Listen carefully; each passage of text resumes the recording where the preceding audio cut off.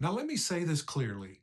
Spiritual truth was never meant to be something we merely read, studied, or quote. It was meant to be lived, embodied, and realized. Truth does nothing for us while it remains an idea in the mind. It only becomes power when it becomes consciousness.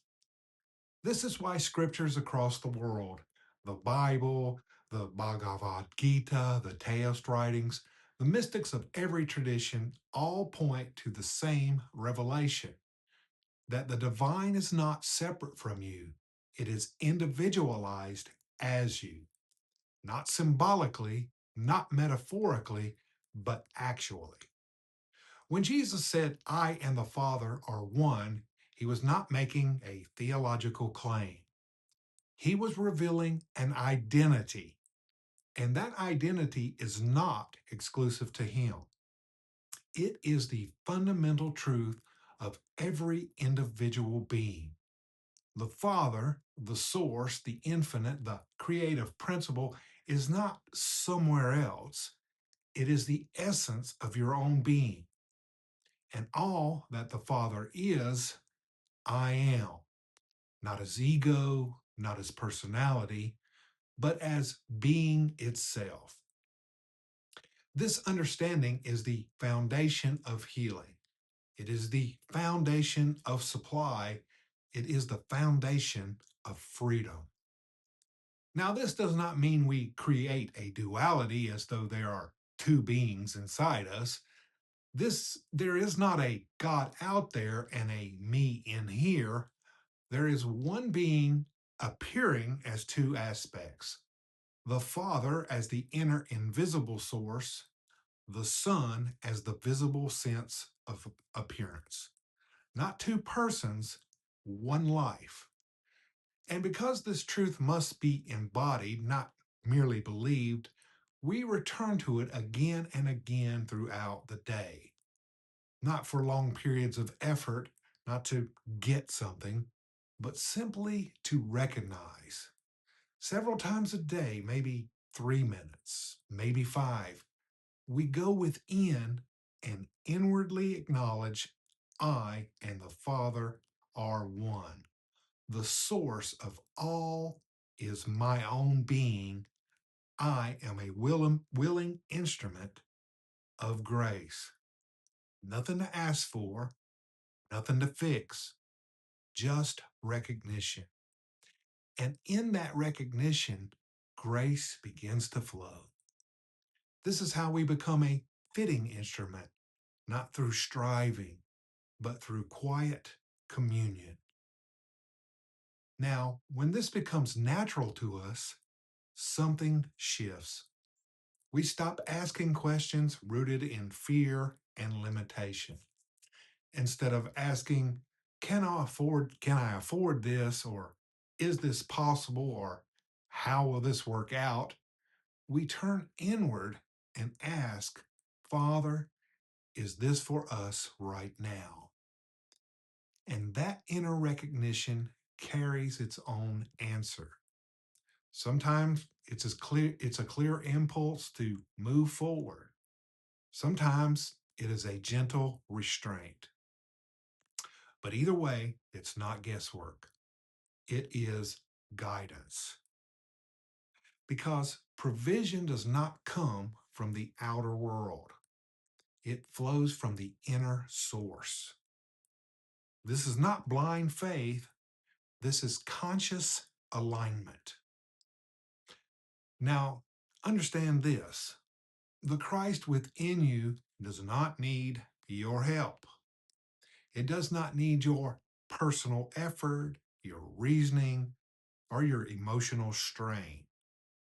The only thing required is that you remain open, receptive, and available. True help never comes from the human sense of me trying to fix something.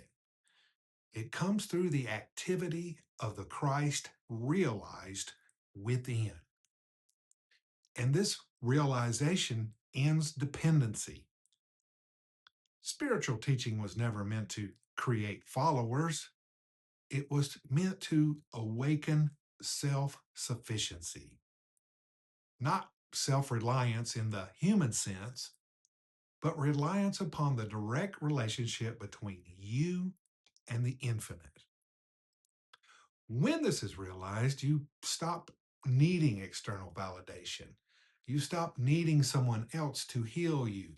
You stop needing the world to confirm your worth or supply, because you are drawing directly from the source. Now, this brings us to something very important. The problems we experience, illness, lack, limitation, fear, are not external realities attacking us. They are beliefs appearing as conditions. They are met in consciousness, not in matter. Trying to fix appearances without addressing consciousness is like rearranging shadows while ignoring the light. This is why the core error, the root of all discord, is the belief in a personal, separate selfhood, a me with its own will, its own power, its own life. That belief is the illusion. And as long as we try to heal, reform, or improve appearances from that illusion, we struggle endlessly. But the moment we cease trying to do something and instead quietly realize God as our individual being, material sense begins to dissolve. Not because we attacked it, but because it cannot remain where truth is realized. Now, let me say something that is often misunderstood. This teaching is not in competition with medicine, is not opposed to human help, because it's not operating on the same level. Medicine works with physical means. The Christ works through spiritual law. They are not rivals. They are not in conflict.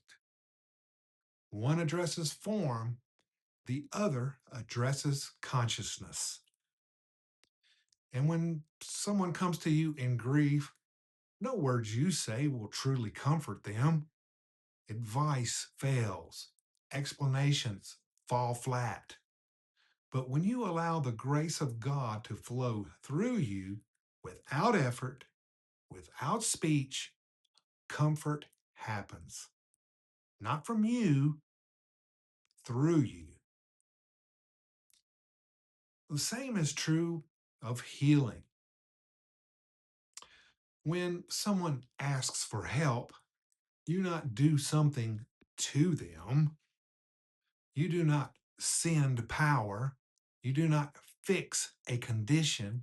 You recognize the Christ within them, the same Christ within you.